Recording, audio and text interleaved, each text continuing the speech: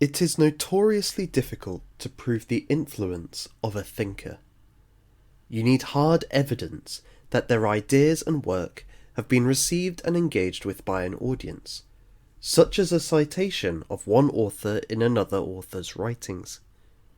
With this in mind, I want to explore in this video Thomas Carlyle's impact upon the literary genre of modern fantasy.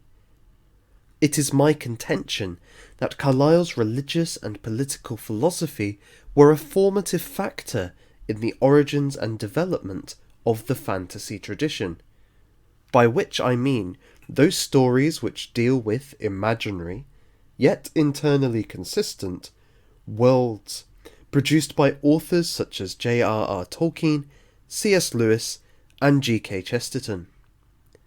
Exploring Carlyle's legacy in the genre of fantasy will not only help us to see how his ideas have been reclothed in an imaginative form, but by way of reversal will also help us to see more clearly the stylistic and substantive emphases in Carlyle's writing. The missing link between these men and Carlyle, whose shared reactionary views in its own right indicates an affinity with his thought, was a man who's been described as the father of modern fantasy, George MacDonald.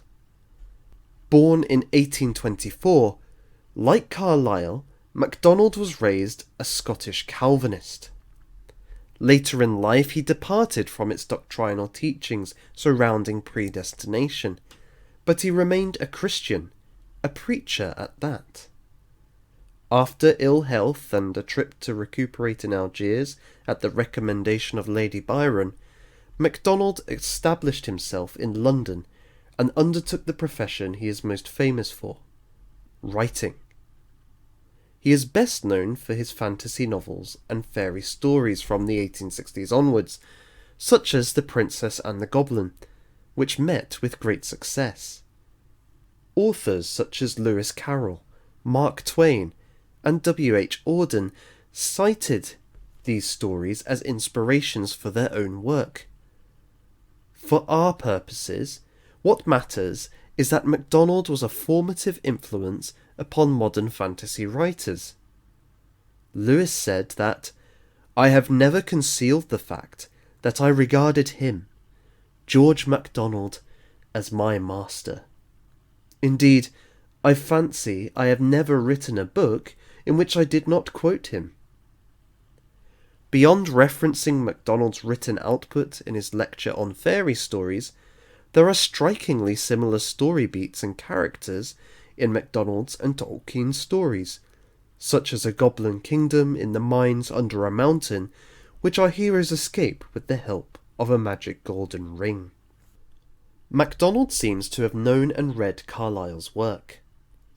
David Robb has argued that there are enough similarities between MacDonald's early output and Carlyle's most significant publications to indicate that they may have been, to quote, specific presences in MacDonald's awareness.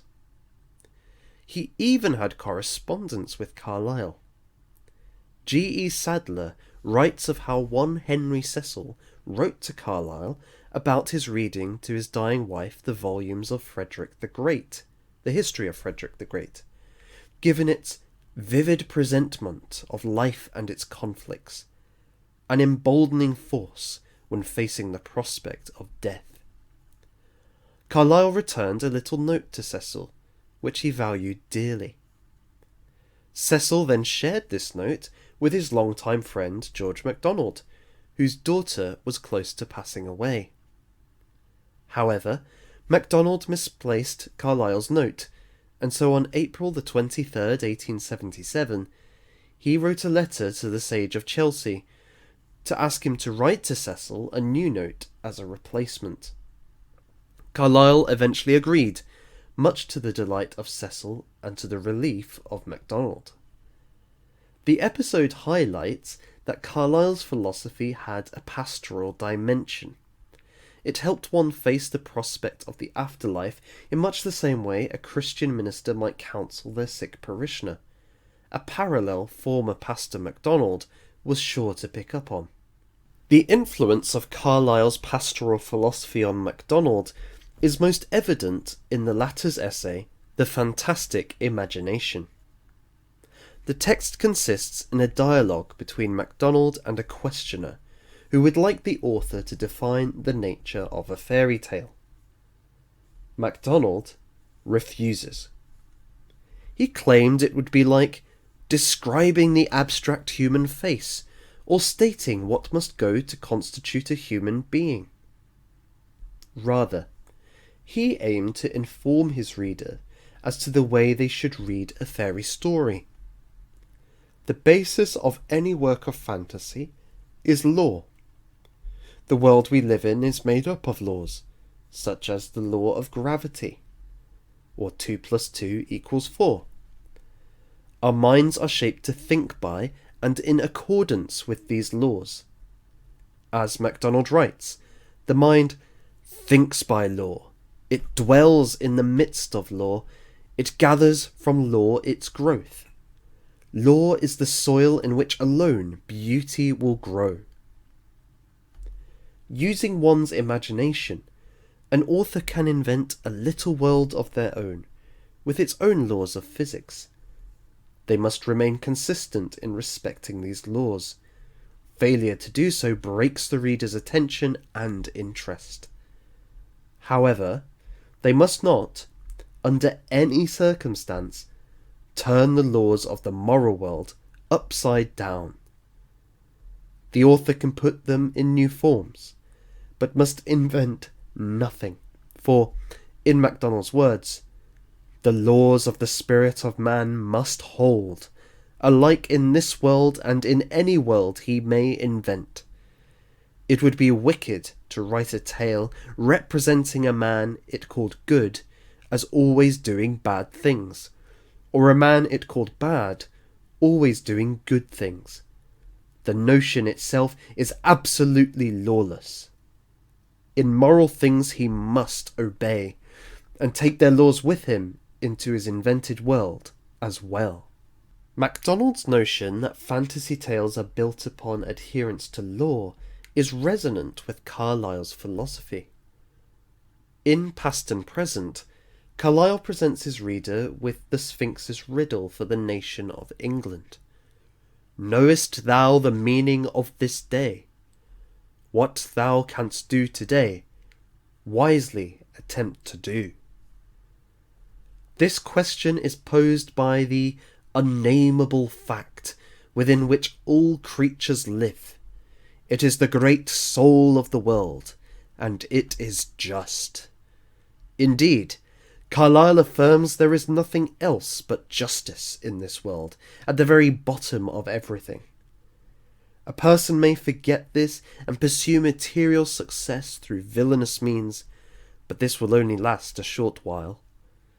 They have the entire universe against them. The law of fact, that justice must and will be done, reigns supreme as the law of nature. The threat facing England is that its people do not see these true laws of nature, the way of justice, and only this can save their nation from destruction. Thus, MacDonald's suggestion that fairy stories must obey and present the moral law, those unshakable truths that determine the real success of a nation, indicates a Carlylean strain of thought. This characteristic is picked up by Lewis, Tolkien and Chesterton. Their worlds reflect in bold, brash colours the moral order and the law of justice. However, MacDonald argued that a fairy story is more than a mere presentation of what is right and wrong. Indeed, a mere logical analysis would be far more precise in its intended meaning. A fairy story has no definite meaning, because its business lies under the intellect. It is akin to a sonata, which arouses related, if not identical, feelings, but not one common thought in all of its listeners. To use MacDonald's words, the fairy story wakes things up that are in a person. Nature has this power too. It rouses something deeper than the understanding, the power that underlines thought, setting feeling, and thereby thinking, to work. It is mood engendering. It awakens the particular music within each particular individual.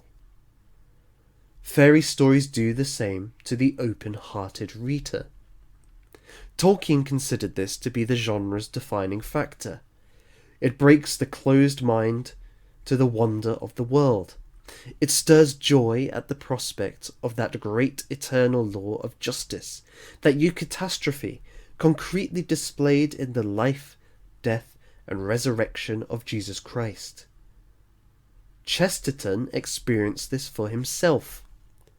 He explained that when he read MacDonald's The Princess and the Goblin as a child, that it has made a difference to my whole existence, which helped me to see things in a certain way from the start.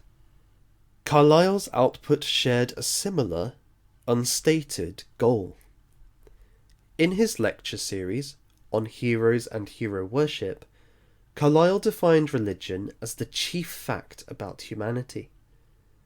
By this he did not mean a person's profession of faith or allegiance to an ecclesiastical institution. Rather, he meant the manner in which he feels himself to be spiritually related to the unseen world, those feelings which are the movers of our thoughts and actions.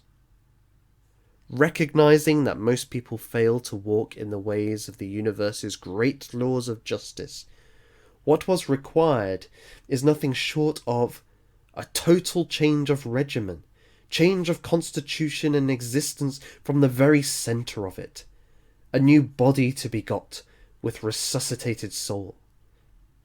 What is plainly a painful process of realignment of one's feeling with the great fact which orders this world. As Carlyle aimed to set his readers on the path of transformation, he does not lay out his ideas in a systematic treatment. What good would that do? One would be able to read his ideas over morning coffee, followed by a short sojourn round the park before a spot of light lunch. No, Carlyle wants to shake his readers out of their stupor and acquaint them with reality. He wants to wake the music inside them, to stir their affections, to make them new. He wants to give them true religion. To do this, then, Carlyle does not write systematic philosophy. Rather, he writes in a style suited to awakening something in his readers by focusing on historical and current examples. He does not define a hero. Rather, he gives his audience 6 classes of great men who have walked and changed the earth. He does not define a hero. He writes a 21-volume history of Frederick the Great of Prussia, which men read to their dying wives to console and comfort them. He does not define the eternal law of justice. He produces an obscure narrative concerning a medieval monastery, a plot concerning a German academic, news digests concerning current affairs. In short, Carlyle does not merely tell you what you must think. Rather, his rich rhetoric and diverse use of literary forms enables him to tug at the way his readers feel, to mobilize something noble in their souls, and thereby direct what they think and how they act. It is this, it seems to me, which is the beating heart of the fantasy literature produced by MacDonald, Lewis, Tolkien, and Chesterton. Such stories do not tell you what to think. They do not preach at their readers concerning what is right and wrong. Rather, they present you with a story which engages the imagination and, By presenting the laws of justice in a fantastical setting, they stir something up unique to each open-hearted reader. They provide examples like the historical examples of heroes Carlyle gave. In so doing, they progress the soul on its journey towards moral reform, something central to MacDonald's theology. The modern fairy story, thus, embraces the message, form, and purpose of Carlyle's philosophical writings. It is his child, and so acts as a gateway to and from his provocative pastoral philosophy.